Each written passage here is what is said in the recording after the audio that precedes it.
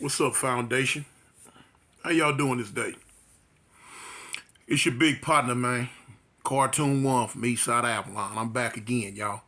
The village storyteller. Uh, Today is gonna be me answering some questions that some people have been asking me in my comments, and as you can see, you could tell by the title of the video, like it is. You know what I'm saying? You can't serve two gods. You know, you can't divide your loyalties between two masters. So anyway, I know a lot of people keying in because they think it's gonna be pushed all the way toward religion, which some way it is, but it's mostly on some other stuff. You'll see as the video. Just check it out. You know what I'm saying? Y'all hit that like, subscribe, and y'all ride with your big partner. But lately I've been getting a lot of questions. People ask me about when dudes go to prison, and you know what I'm saying, and they start, and they pick up the Bible. You got a lot of people when they go to prison, they pick that Bible up. You also have a lot of dudes when they go to prison, they turn toward Islam. You know what I'm saying? Some toward become 5%ers. All they got all type of stuff. They got a whole myriad of different stuff that come up under the heading of religion that people turn to. So anyway, a lot of people want to know, well, how does that go if they go in there and they were gang affiliated before they went in? If they were stomped down, Crips, Bloods, Disciples, Vice Lords, whatever they come up under on the streets, and then they go behind the wall, and now they decide, okay, well, you know what, I want to do this with my life now. How did that work?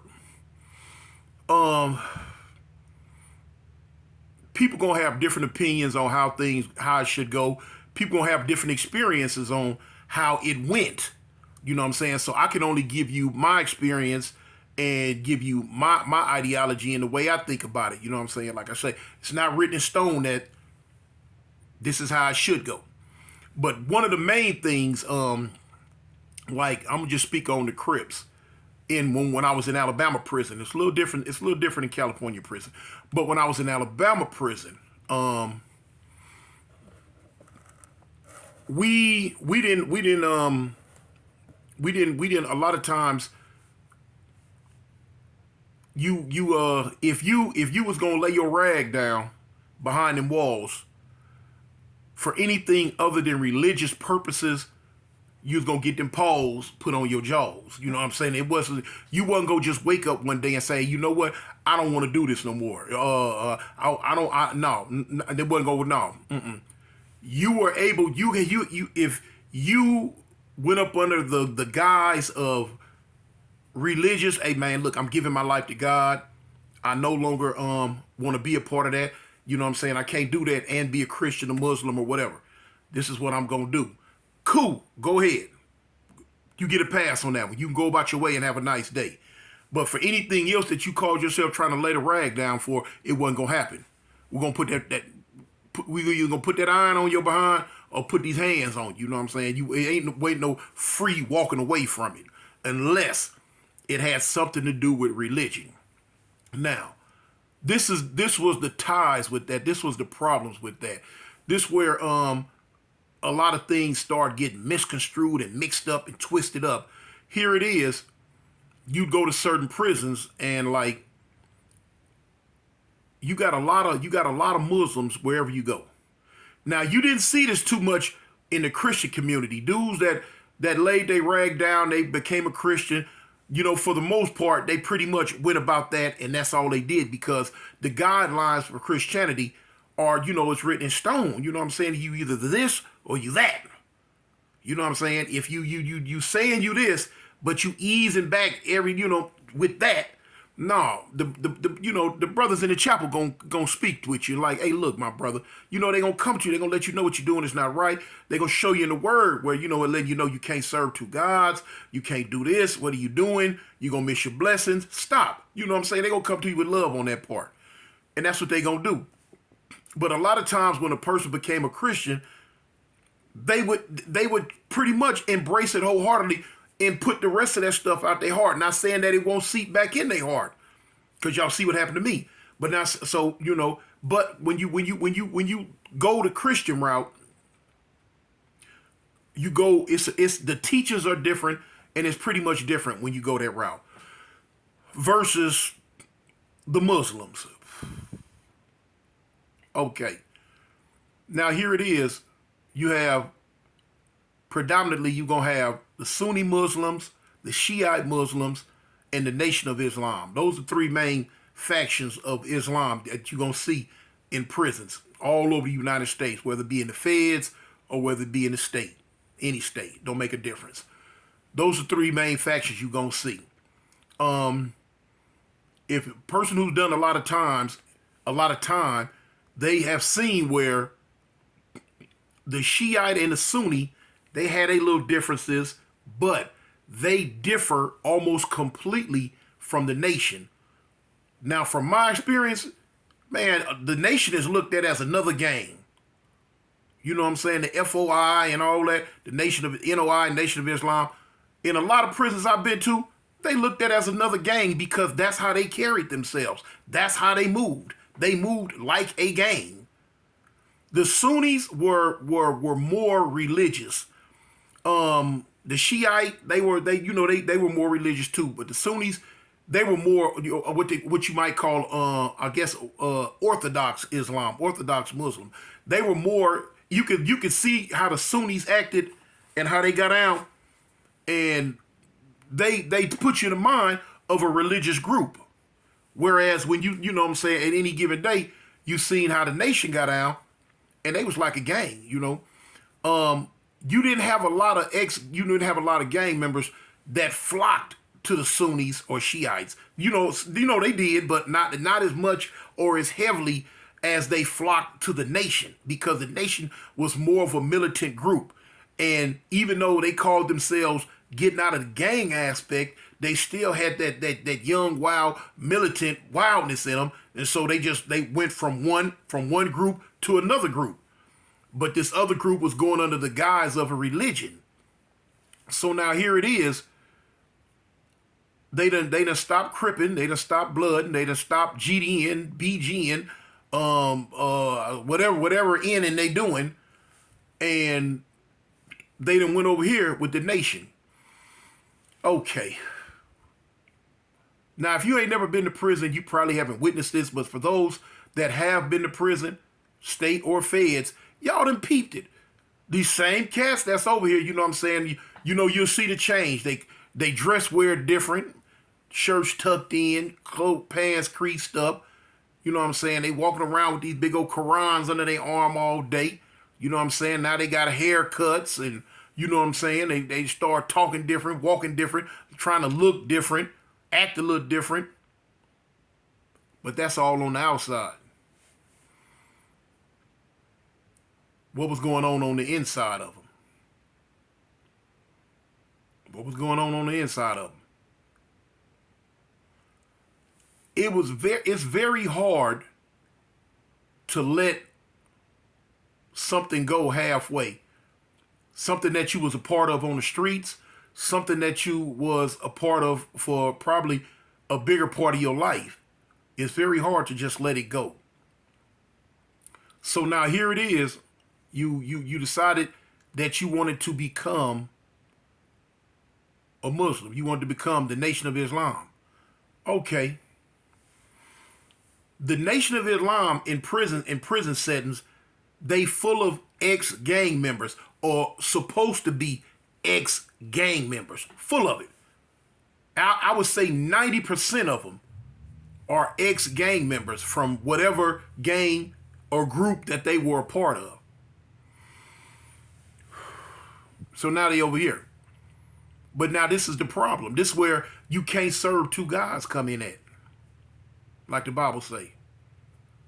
Now they over here with their Muslim partners, they newfound friends. And they trying to do they nation thing. They trying to do their Muslim thing. But now on that side and on that side, whatever group they came from, you got the ex-gang. You will notice a lot of times they still hold heavy ties to them. They still kick it with them. walk the track with them, laugh and joke with them. You know what I'm saying? Do whatever they doing with them. You know, because this is what they were. This is who they were for many, many years. Now they gonna run back over there with their Muslim partners and do their Muslim thing too. When it's time to pray, they gonna go over there and pray. When it's time to go to the mosque, they gonna go to the mosque. But when all that ain't jumping off, who they be with? They old partners. They old gang buddies. And they still have that mentality. It's still in there. So now this is where the factor comes in. How can we trust them now? We don't know what kind of bag they jumping out of. Because like I say, a lot of times, whether the state or feds, the Muslims move like a gang. It is what it is. I done seen it. I'm not speaking on what somebody else talked about. I'm speaking on what I've witnessed over and over and over. If y'all remember from one of my last stories, on one story when I said I wanted to stab the shot caller of the Muslims because of what they were doing on the yard. What they was doing wasn't religious like, period. It ain't had nothing to do with the stuff the Quran was talking about. It had something to do with them corrupt dudes over in the nation. Not speaking a nation overall, but the dudes that was pushing the Nation of Islam on that yard. The corruptness that they were doing, they was moving like a gang. And when you moving like a gang, when you a gang and behind these walls and these prison walls, you subject to get into gang activity. And that's what was going on. They was doing everything the gangs was doing and then going to pray about it. Still praying 5 times a day. Still messing with that dope. Still jumping on dudes. Still hurting people. Still moving in a gang fashion. Putting down on folks. Doing all this. Yeah. But they praying 5 times a day. For what? Why? Because what y'all was doing between the prayers wasn't right. Now, of course, I'm going to say again, I'm speaking on my experience, what I witnessed myself over and over and over.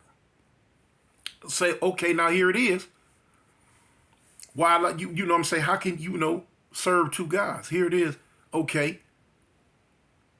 This group of people, whether they be Crip, Blood, Disciple, GD, Vice Lord, or whatever, might get into it with the Muslims over whatever happened on the yard. They might get into it. They might come out with them knives, with them fists or whatever, standoff or whatever. Okay, but now here it is. You got same dudes over here with these Muslims that was at one time professing to be a part of the group that the Muslims are getting into it with now. Where their loyalty's gonna lie. Man, I done seen that thing go get Mickey real fast. I done seen it get tricky real fast. You know what I'm saying? Dudes jumping ships, and are doing all type of crazy stuff. You know what I'm saying? And then they always got excuses. Oh man, that's, you know what I'm saying? Yeah, I'm a Muslim, but them dudes right there, man, my partner, man, I grew up with them on the streets. We all from the same projects, or we all from the same neighborhood. You know what I'm saying? His mama know my mama. We grew up together. When I get up out of here, I got to go home around them again. So now if I help y'all against them, now I'm in trouble when I get out. You got to put up with all that. You have all them type syndromes going on. So why did you even go over there and go to Holland about some Muslim stuff? Dudes sit in prison, get bored, just be wanting to do stuff, man. That's what it be. They be bored, want to do some stuff. So if now here it is, your brothers done got into it, your Muslim partners done got into it with this group, but you used to be a part of this group. Now y'all finna go to war with that group, but now you don't want to go to war with that group because a lot of them dudes in that group you grew up with. So now you trying to serve 2 gods. You trying to have loyalties to that old group still, and you trying to have loyalties to the Muslims still. It don't work. You can't serve 2 gods. You cannot. It's gonna blow up. And I've seen it blow up many, many, many, many times. And a lot of times individuals found themselves in a trick bag where they was like just ostracized by both groups or either effed off and effed over by both groups. It's tricky, man. It's tricky. It's tricky. You know what I'm saying? Have I seen it in the Christian community? Yeah, a few times. Yeah, I have a few times. A few times. I had dudes come to me when I was in prison in Alabama, and they would tell me, "Big Cuz, Big Low, hey man, look, man, I'm giving my life to God, homie. You know, I'm gonna become a Christian. I'm gonna become a Muslim. I'm gonna okay." And I would tell them, I say, "Look, check this out. I would say, walk with me."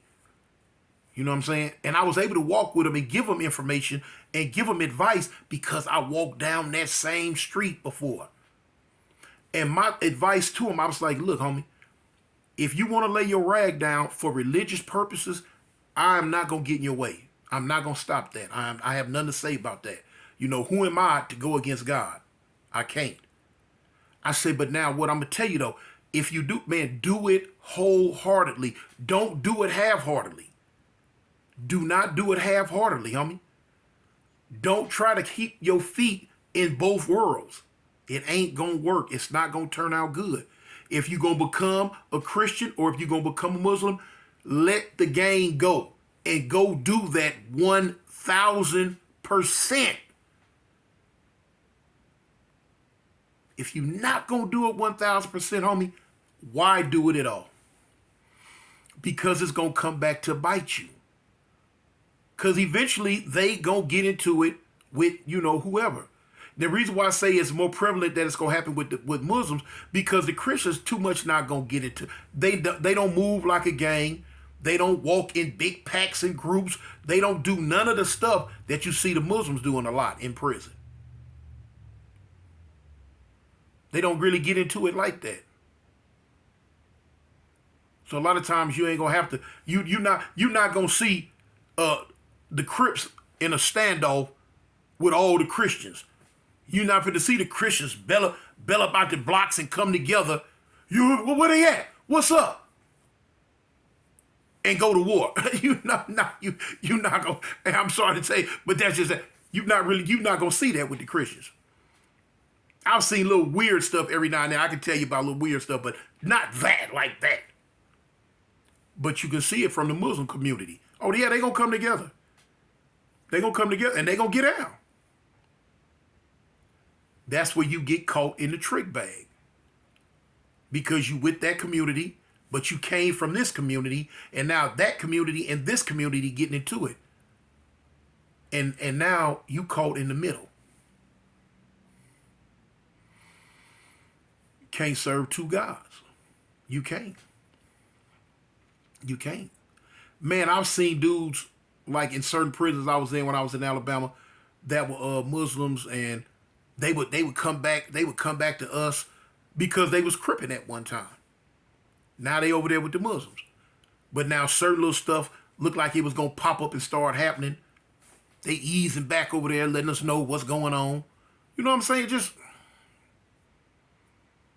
which, you know, it was greatly appreciated from my faction because we needed the inside intel. But I'm saying on an overall basis, you know, why are you even over there with them? It's quite obviously you not 100 about what you say you are no more. So if you can't be 100 with this, how can you ain't gonna be 100 with that? How can you be trusted? When I became a Christian in prison and gave my life to God, anybody that was locked up with me, if I can get on there, they'll tell you. You know what I'm saying? They would let you know. I let everything that was gang related go. I had nothing to do with anything. Nothing. As time went on, when I started seeing myself slipping, you were seeing my last story, I closed the Bible and I prayed and I told God, I said, God, listen, you got to bear with me. You got to ride with me on this one. I say, look, I'm willingly going back off into the foolishness that you delivered me from. I'm willingly going back off into this. I'm sorry. I just ask that you keep a hedge of protection around me while I'm doing this. I told God, I said, but now one day I'm coming back. I say, you know, Lord willing, you know, you just get by grace, by your grace, I live long enough to come back to you. I said, but now I see myself slipping, and I'm not gonna serve two gods. I'm not gonna have a foot on this side and this side. I say, so I'm going this way. Because what I'm about, I'm gonna be 100,000% about it. When I seen I couldn't be 1,000% about my walk with Christ no more, I let it go. I let it go. And I went back off into this world of cripping, this foolishness, all the way. But now you got a lot of people that can't do that, man. You got a lot of people that's going to straddle that fence. They're going to try to ride two horses. They're going to try to serve two masters. They're going to try to serve two gods. And you can't do it, man. You can't do it. You can't do it. Can't be trusted. You can't do it. So, hopefully I answered the question on what a lot of people have been asking me about it. I hope I answered that question. Oh, man. I'm